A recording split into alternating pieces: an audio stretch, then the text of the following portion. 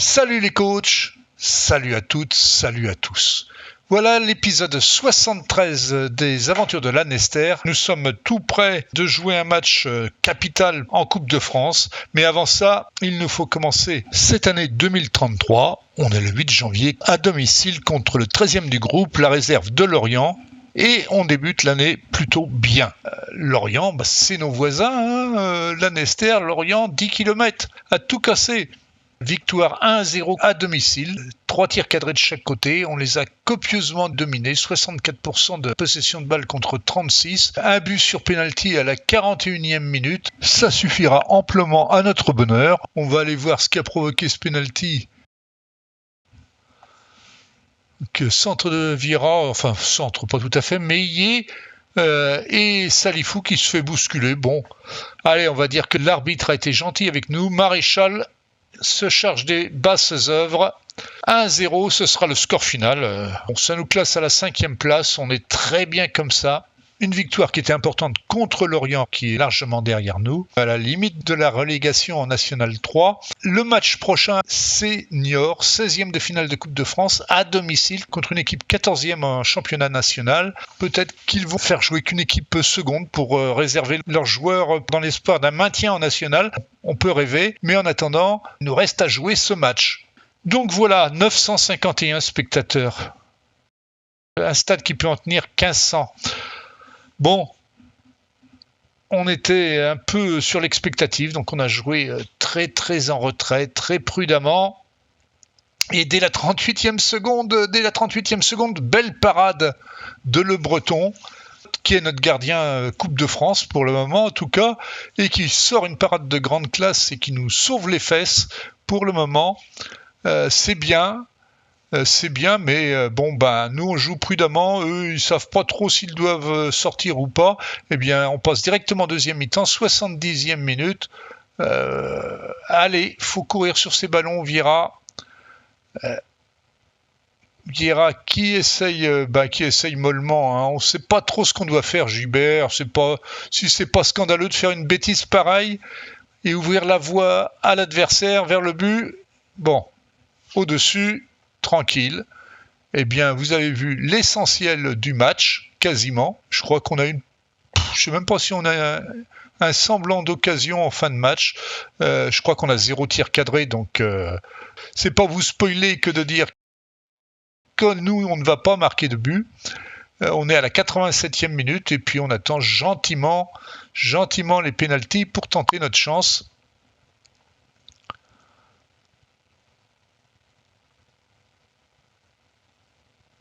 Voilà, et Niort n'est pas particulièrement convaincant non plus. Salifou pour Bécuve, une belle ouverture pour Maria. Il y a peut-être quelque chose à jouer, on est presque aux arrêts de jeu. Ah non, Maria, qu'est-ce que tu nous fais là? C'était pas là qu'il fallait la mettre.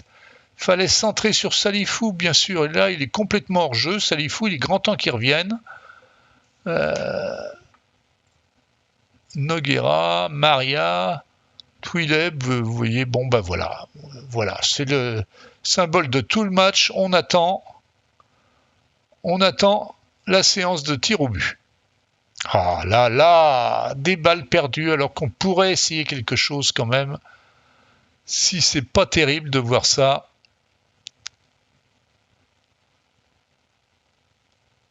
Heureusement qu'il n'a pas armé sa tête parce que Valette était pas bien placé, il n'a même pas sauté.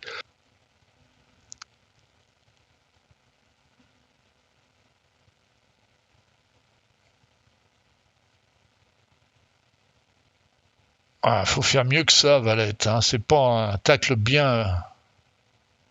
Attention, c'est pas passé loin. Bon, voilà, les tirs au but. C'est Niort qui s'y colle en premier. Hachu contre-pied. Rien à dire. 1-0.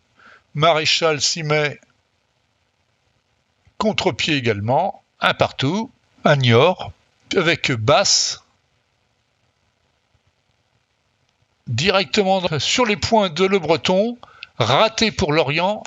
je vous le dis tout de suite, on ne ratera pas un seul penalty. Après celui de Salifou, voilà, contre-pied aussi, et on se qualifie avec un score de 0-0 et au tir au but. Bonne affaire, très bonne affaire. C'est bon pour la dynamique de groupe, comme vous voyez, elle remonte fortement. C'est bon aussi pour les finances, on est redescendu à un on est remonté à un déficit de moins 8 000 €. C'est pas beau ça ? Sur ce match, financièrement, c'est le pactole. On reçoit 90 800 € de primes de Coupe de France. Un petit peu de spectateurs aussi. Si on avait eu un stade de 15 000 places qui avait été plein, si on avait joué à Niort par exemple, et si on avait gagné dans les mêmes conditions, ça aurait été certainement plus efficace. Là, voilà. Dès le lendemain, c'est le tirage de la Coupe de France. Et avec FM24, on a encore le privilège d'assister en direct au tirage au sort. C'est parti. Clermont Ligue 2 contre Montpellier ou Grenoble Ligue 1. L'OM contre l'OL, un gros choc de Ligue 1. Tréguin, une Nationale 3, ça aurait été bien pour nous, ça, contre Nantes. Auxerre, oh là là, Auxerre, deuxième de Ligue 2. Ça va être dur, alors qu'il y avait encore des Régionales 1 comme Dinan-Léon ou FC Dieppe. Bon, peut-être pas plus facile que ça non plus, et Chartres, Nationale 2 qu'on va rencontrer très bientôt. Voilà, il n'y a plus qu'à faire ce qu'il faut. Et maintenant, retour aux affaires courantes avec Nantes à l'extérieur. Nantes, c'est notre carton de la saison. 6-2 on prend. 6-2, vous vous rendez compte ? On prend 5 buts en 20 minutes. Et pour autant, regardez, on n'a pas la possession de balle, mais on a plus de XG qu'eux. Ils ont 10 tirs cadrés, on en a 9. Ils mettent 6 buts, on n'en met que 2. Voilà, c'est toute la différence, il n'y a rien à redire. On prend un but dès la 5e minute, on égalise aussitôt après à la 8e minute par Salifou. Et puis ensuite, on prend l'eau à Camille, Lassalle encore, Cesbron. Et Lassalle pour un hat-trick à la fin de la première mi-temps. On est mené 6-1. Et franchement, on n'a pas démérité, mais dès qu'ils avaient un ballon, c'était but. Et pour autant, regardez, Romain, 6-6 de note. On ne peut pas dire qu'il a été nul. Par contre, la défense centrale, on n'en parle pas. Voilà, 6-2, c'est pas top, pas top. Après cette grosse fessée, on reçoit Bergerac. Et Bergerac, ce sont les derniers de notre groupe. Une victoire, un nul, 4 points. À nous de montrer qui c'est le patron. Bon, alors Bergerac, on va pas s'étendre sur le match. On l'a gagné. On est meilleur en nombre de tirs cadrés, au XG, on a la possession de balle, on a les passes réussies, tout va bien. Mais que c'est dur. On prend un but, on est mené 1-0. C'est Alabrani qui enfin décoince son compteur de but, égalise à la 45e minute. Salifou se voit refuser un but pour hors-jeu dès le début de la deuxième mi-temps et le Busulier nous marque un but splendide à la 52e minute. On se fait égaliser à la 71e. Salifou remet les pendules à l'heure. On mène 3-2 à la 73e minute et Dieu merci, à la 86e minute, Méliande pour Bergerac est largement hors-jeu, comme vous allez pouvoir le voir là.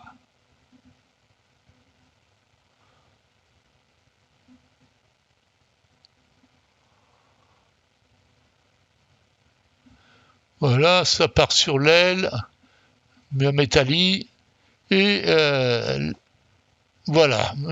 Méliandre, c'est ça, avait tellement plongé dans la défense de Lanester qu'il était hors jeu d'un bon mètre. Heureusement, parce que sans ça, on n'avait encore que nos yeux pour pleurer. Donc on s'en sort plutôt bien. On a fait le match, on a bien réussi, on a plutôt bien réagi quand ça a été contraire, et c'est assez mérité finalement. C'est tellement bien mérité qu'on remonte à la 5e place. 15 matchs, donc on est pile poil à la moitié du championnat. 24 points. Si on regarde les saisons précédentes, il fallait 26 points dans le groupe C pour se maintenir, 34 dans le groupe B et 31 points dans le groupe A. Cette année, on en est déjà à 24 points. On est tout près du maintien. C'est très bien. Il reste à confirmer. Et le prochain match, ce sera chez nous contre Brest, avant de recevoir Auxerre en 8e de finale de la Coupe de France. Et c'est en cette fin de janvier qu'au cours d'une réunion hebdomadaire, on me signale que Moussaoui fait d'excellents progrès. C'est un peu surprenant parce qu'il était blessé à la mi-décembre, rupture du tendon rotulien. Alors là, on nous dit 2 à 5 semaines, c'est gentil tout ça, mais si on fait des recherches un peu poussées sur Google par exemple, on trouve quoi? On trouve 5 à 6 mois minimum pour se remettre après opération, et encore, c'est pas gagné. Donc, va falloir revoir la base de données médicale du jeu. Notez, je ne me plains pas. 6 semaines au lieu de 6 mois, dans le cas présent, ça m'arrange plutôt. On passe au 30 janvier 2033, c'est la fin du mercato et on vient d'embaucher un gardien de but, 25 ans. Moi je le trouve pas mal, c'est pour ça que je l'ai embauché aussi peut-être. On l'a engagé parce que vous vous rappelez peut-être, j'avais une fronde de joueurs qui râlaient parce qu'on n'avait pas assez de profondeur au poste de gardien de but. J'avais calmé la situation en disant que je ferais progresser des jeunes de talent, mais ça suffisait pas à les calmer. Donc voilà, on a engagé un jeune joueur de 25 ans quand même, donc un gardien de but bien établi. Moi je le trouve pas mal. 12 notes jaunes, donc 12 notes au-dessus de 11. Détente quand même. Prise de balle, réflexe, sortie dans les pieds, 1 contre 1, agressivité, concentration, courage, décision. Donc c'est bien, il est déterminé effectivement. Agilité et détente verticale. Il fait 1m92, 82 kg, c'est quand même assez impressionnant. Il a une bonne accélération, vitesse un peu faible, lui aussi. Il est déjà dans une valeur estimée de 5 000 à 26 000 euros. On l'a acheté pour rien du tout. Il a 4 étoiles et demie de potentiel. En termes de carrière, il sort du FC Lorient, un new gen de Lorient dans les années 2023-2024. Il a quitté Lorient sans avoir joué en équipe 1, il est très peu en National 2. Après, il a cumulé R1, National 3, mais il n'a jamais vraiment réussi à prouver qu'il valait quelque chose. On va lui donner sa chance. Pour le moment, il a été embauché comme gardien en coupe. Il est content d'être considéré déjà comme un joueur très influent au sein du vestiaire, tant mieux, ça va être à lui de faire ses preuves. Pour le moment, on le remet en forme parce que il est à court de forme complète, et là, on va jouer notre match contre Brest Réserve. C'était Romain dans les buts et il a fait un excellent match. Toute l'équipe a fait un excellent match. On gagne 3-0 contre la réserve de Brest. Il n'y a pas eu photo. On a dominé dans tous les compartiments du jeu. Il n'y a qu'à regarder. Tous les joueurs sont en vert, sauf Maria qui n'a qu'un 6,5. Tous les autres sont des notes au-dessus de 7. Pas de problème majeur. Ça nous consolide au classement. Et puis, la semaine prochaine, notre premier 8e de finale de Coupe de France.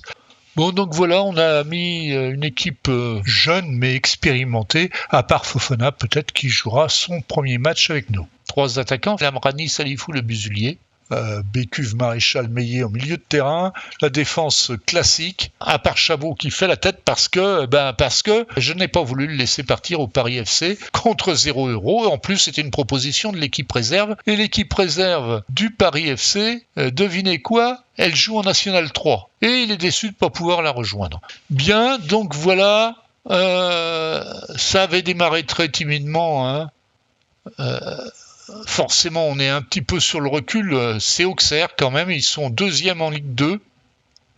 C'est une équipe avec un historique, comme on dit, une certaine réputation, et d'entrée de jeu, on est sauvé par le poteau. C'est Fofana, il est peut-être pas si bon que ça ou si mauvais, mais il a de la chance. Et encore une deuxième fois le poteau, qui renvoie le ballon sur la tête de Cabar, but à la 26e minute. Auxerre 1, Lanester 0. On ne peut pas dire qu'on est gâté sur ce coup-là. Et maintenant, il n'y a plus qu'à rattraper tout ça. Alors, on essaie d'être un peu plus offensif. Auxerre est tout à fait tranquille. Et vous voyez, là, on est rendu à la 88e minute. C'est vous dire qu'il ne s'est pas passé grand-chose. Penalty pour Cabar à la 89e minute quasiment. C'est dur parce qu'on ne le mérite pas. Heureusement, il le tire mal, ou heureusement Fofana a du sang-froid et il l'arrête. Il nous reste même pas une petite occasion à se mettre sous la dent en fin de match. On n'a pas été génial, mais bon, là la marche était quand même vraiment haute. Attention, voilà, c'est bien. La marche était quand même vraiment haute. Fofana, bien, bon réflexe. Pour nous éviter une plus cruelle désillusion, à 1-0, on va se dire qu'on rate le 8e de finale de pas grand-chose, mais on n'avait pas à se faire trop d'illusions. On était quand même très dominé tout le match. On va regarder les statistiques du match, mais il n'y a rien à redire sur tout ça. Allez, Salifou. Bah oui, mais non, on peut pas. Techniquement, on est dépassé quand même. Et c'est pas en tirant de 25 mètres, Bécuve, que tu feras quelque chose, même de 30 mètres quasiment. Ça passe au-dessus de toute façon. Bon, on n'a rien à regretter. On a bien joué. Les notes sont moyennes, surtout devant, parce que on ne s'est pas procuré grand-chose. On n'a pas un tir cadré. 6 tirs, 0 cadré. On a 38% de possession de balle. Fofana s'en tire bien avec un 8 parce qu'il a arrêté un penalty. Et puis, il y avait 10 tirs cadrés en face. On va quand même aller jeter un petit coup d'œil parce que là, ça en vaut le coup quand même. 1300 spectateurs, quasiment, c'est pas si mal que ça. Mais bon, évidemment, en Coupe de France, quand on perd, on ne touche rien. Donc, la moitié de 1300 spectateurs, c'est pas assez lourd pour que ça vaille le coup.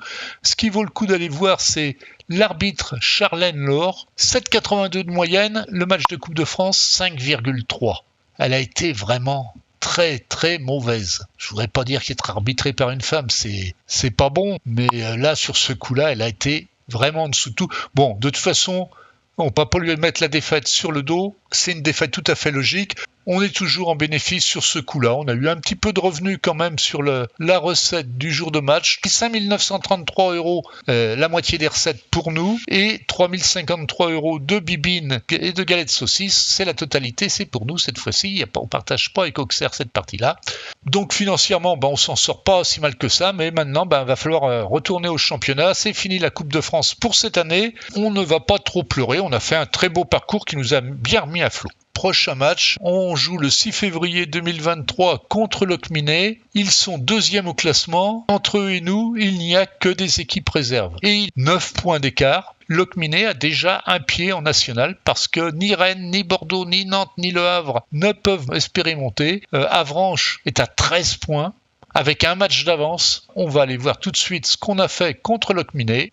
Alors on va la faire court, on n'a pas été bon. On a perdu 1-0 contre Locminé et on a à s'en prendre qu'à nous-mêmes. Bon, Locminé, c'est un peu notre bête noire, hein. Si on regarde, Locminé, ça fait un moment qu'on se les coltine. On les a eu en Régional 1, en National 3 et maintenant en National 2. Et on a tiré un match nul en Régional 1, une victoire il y a 2 ans, en gagnant 3-2. Mais c'est quand même nos bêtes noires. Et là, voilà, il n'y a rien à dire. On a eu la possession, on n'a pas fait grand-chose avec la possession. On a 2 tirs cadrés, ils en ont 5. 1,46 de XG pour eux, 0,99 pour nous. Ils ont eu plus de corners que nous. On a été dominés largement. Et à part Chabot, les autres n'ont pas été bons, à commencer par Fofana, qui n'a pas fait le même genre d'exploit qu'en Coupe de France. Donc on perd contre Locminé. Locminé s'en va loin devant nous au classement. On ne les rattrapera pas cette année, en tout cas, c'est certain. Une semaine plus tard, c'est Saint-Brieuc à l'extérieur. Or, Saint-Brieuc, on perd 2-1, on n'a pas été très bon. On n'a pas été franchement mauvais, mais on n'a pas été assez bon. Saint-Brieuc, c'était une équipe à notre portée. On est mené 1-0 rapidement, un deuxième but. On commence à se réveiller en fin de match. On oublie, Fofana n'a pas été franchement mauvais, mais Noguera n'a pas été bon. Vieira a été inexistant. On a du mal à se motiver tous ces temps-ci. Tire pas assez au but. 1,33 de XG contre presque 2 pour Saint-Brieuc. Il n'y a pas grand-chose à redire. Ils sont 10e maintenant. Ils étaient un petit peu en dessous avant. Tant pis. Suivant. Et le suivant, ce sera Changé, qu'on va jouer chez eux. C'est une équipe qui est juste derrière nous au classement. Donc, il n'y a plus qu'à. Alors, Changé, on prend encore le bouillon, on encaisse 5 buts. C'est à peine tolérable de prendre 5 buts. Fofana, 6,4 encore, il n'a pas été excessivement bon, mais nous, on n'a pas été bien meilleurs non plus. Ceci dit, on a 4 tirs cadrés, on met 4 buts. Donc, le gardien de but de Changé, voilà, 5-9, c'est encore pire. On n'a pas été suffisamment bon, on n'a pas été suffisamment agressif, on pouvait espérer gagner. On est mené 2-0, on revient 2-1, 2-2, suite à 2 exploits de Bécuve, puis 3-2, 3-3 avec un but de Maria, 4-3, 4-4, c'est Salifou qui s'y colle ce coup-ci, et à la 84e minute, on prend encore un but, 5-4. Dans ce match, Bécuve commet un petit exploit qu'on va regarder en images. Donc, corner pour Changer. C'est repoussé un peu n'importe comment par Chabot qui dégage très très loin. Bécuve largue son défenseur, il continue tout seul. Regardez le défenseur où il est. Il était juste à côté de Bécuve. Et Bécuve, lui, plein de sang-froid, il a laissé personne revenir, il aligne le gardien en face. Ça, c'est un but comme je rêvais d'en voir. Je me disais qu'on marquait jamais sur contre-attaque avec notre équipe de Lanester. Eh ben, si, la preuve. Du coup, on descend à la 8e place, mais bon, on est encore loin d'être malheureux. Mais ça commence à peser un peu lourd parce que là, on en est quand même à 4 défaites de rang. 4 défaites de rang, je crois bien que ça nous est pas arrivé souvent dans les saisons précédentes. Dans la foulée, on va avoir Bordeaux à jouer. Ils sont loin devant nous. Après, on aura Chartres qui est bien derrière nous, avant de voir arriver Rennes. Alors voilà, Bordeaux, c'était chez nous, on perd 2-1 et pourtant on a été plutôt bon, on a dominé dans la possession de balles, on a eu autant de tirs cadrés qu'eux ou quasiment, on a presque autant de XG, mais ben voilà, on prend un but à la 35e minute, Maréchal rate un penalty, il se rattrape une minute après, c'est lui qui égalise, mais on reprend encore un but à la 86e minute, on a des fins de match qui sont difficiles, on va aller regarder les buts. C'était Fofana dans les buts, il se trouve encore là, un but de 30 mètres, enfin 25-30 mètres sur coup franc, c'est pas joyeux, Salifou, Meillet qui va centrer pour Maréchal qui vient de rater un penalty, qui se rattrape, voilà, en face le gardien de but s'appelle Marshall lui aussi, et puis voilà, à la 86e minute, alors que le match était quasiment fini, on laisse filer Hernandez, qui vient encore crucifier Fofana, mais là, on ne peut pas reprocher quoi que ce soit à Fofana. Il ne pouvait pas grand-chose là-dessus. 5 défaites de rang. Il n'y a pas de quoi être particulièrement fier. Donc, le prochain match, c'est Chartres. Chartres, c'est pas non plus une équipe facile. On va aller jouer chez eux. On a été se refaire une santé chez eux. 5 tirs cadrés contre 4 et on gagne 4-1. On n'a pas eu la possession de balle, mais on a été efficace devant. Fofana n'ayant pas été particulièrement efficace, on a remis Romain dans les buts qui s'en sort plutôt pas mal. Chabot était suspendu, donc Gibert a repris la place à côté de Noguera. Il s'est très bien comporté. Mével et Maréchal milieu défensif. Et Laurent, que j'étais reprendre en équipe réserve où il brillait particulièrement bien. Il est rentré après 45 minutes de jeu parce que Mével s'était blessé. 2 passes décisives, 8 de notre homme du match en fait, qu'on se refait la cerise sur le dos de Chartres. Un peu heureux parce qu'ils ont quand même 2 buts refusés, un à la 42e, un à la 51e. On a été assez timorés en première mi-temps, il faut reconnaître. Et puis en deuxième mi-temps, Salifou se lâche, but de Le Busuli ensuite, but de Bécuve et un dernier but de Meillet sur une passe décisive de Laurent. La victoire contre Chartres nous permet de les écarter un petit peu et nous remet à la 6e place avec 30 points et 21 matchs à 9 matchs de la fin du championnat. On va dire qu'on n'est peut-être pas définitivement maintenu en National 2, mais c'est tout près quand même. On va pouvoir peut-être jouer un peu plus libéré. On verra bien. Je ne sais pas si vous avez remarqué, mais le calendrier, c'est le 8 mars. Demain, c'est l'éclosion de notre pouponnière. Nos new jeunes arrivent. On les attend avec impatience. Et grosse déception. Grosse déception. C'est pas qu'ils sont mauvais, mais ils sont pas bons. Et pour 20 000 € par mois, pour l'entraînement et l'éclosion des jeunes, le compte n'y est pas. Moi, je vous le dis, le compte n'y est pas. Alors, on va les regarder rapidement. Déjà, sachez que les jeunes à l'essai, ils prennent 7-1 contre l'équipe U19 de Lanester. Vous vous rendez compte, 7-1. Qu'est-ce que je vous disais dans une vidéo précédente ? Je vous disais que c'était important de faire le match des jeunes à l'essai parce que ça permettait d'évaluer les nouveaux venus vis-à-vis de ses prédécesseurs. Là, ça la catégorise bien. À part Ali Mohamed, un des joueurs qu'on va peut-être surveiller un petit peu. On va en reparler là. Les jeunes poussent, on va regarder rapidement, mais on va passer vite, je peux vous dire, parce que Farouk Ntalé, pour commencer, il y a 10 notes jaunes. C'est bien 10 notes au-dessus de 11. Mais le reste, c'est pas terrible. Et puis surtout, il n'y a pas de potentiel. 3,5. Détermination 9. Équilibré, apprécié des médias. Ça n'a rien pour plaire. Il a 16 ans. C'est un milieu offensif pas très rapide. Il y a un peu de passe, il est technique, mais pas tant que ça. 10 notes jaunes. Derrière, il y a des notes à 1. Il y a beaucoup de notes faibles. Et c'est le meilleur. C'est le meilleur. Brian Ray, 15 ans, une note verte, 5 jaunes. Il est assez pro. Qu'est-ce que vous voulez qu'on dise de plus? Il y a plein de notes vraiment très faibles. D1, D2, pas de charisme, rien de spécial. Détermination et professionnalisme, on peut espérer qu'il progresse, mais 4 étoiles en potentiel. Il a peut-être un petit peu de potentiel. On verra bien. C'est quand même pas très brillant. Et puis il évolue à un poste où on n'a pas beaucoup besoin de joueurs parce que des milieux gauche naturels, on n'en utilise pas. On utilise des milieux offensifs gauche. Donc vous dire que là, c'est les deux meilleurs, hein. Mathéo Lefebvre, alors milieu centre aussi, 15 ans, une verte, 8 jaunes, c'est mieux.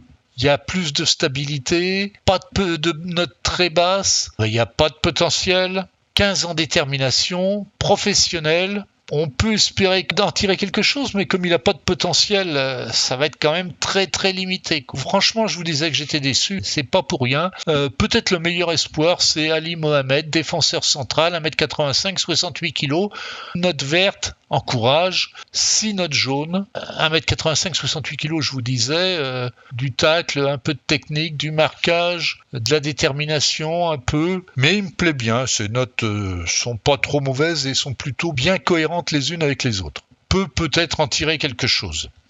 Pour moi, c'est le meilleur du lot, même s'il est que 4e dans l'ordre.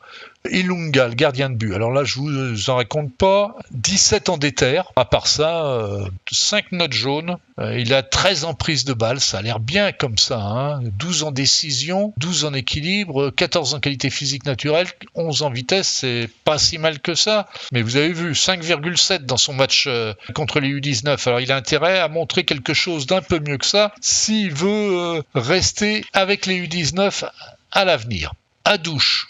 5 notes jaunes, c'est un buteur fair-play. Je sais pas trop ce que ça veut dire. Moi, je pense qu'il va pas aller se bagarrer beaucoup dans la surface de réparation pour aller tirer des buts. Bon, il a 8 en finition, 7 en jeu de tête, 6 en coup franc, mais c'est pas que c'est mauvais, hein, mais c'est bien moins bon que la génération 2032-2033. Franchement, maître mot, c'est déception. Castel, défenseur droit. C'est pareil, bon, ça a que 15 ans, je sais bien, mais il est assez correct. Il a une bonne note en qualité physique naturelle, quelques 13 et 12 et 11, mais bon, il n'y a pas de vrai gros trou derrière. Mais bon, voilà, pas de potentiel. Donc déjà, on va pas aller loin avec ça. Kassongo, milieu offensif gauche. Pareil, bonne note en qualité physique naturelle, c'est très bien. 3 notes jaunes, et puis derrière, il y a des 1, des 2, des 4, 2,5 de potentiel. Bon.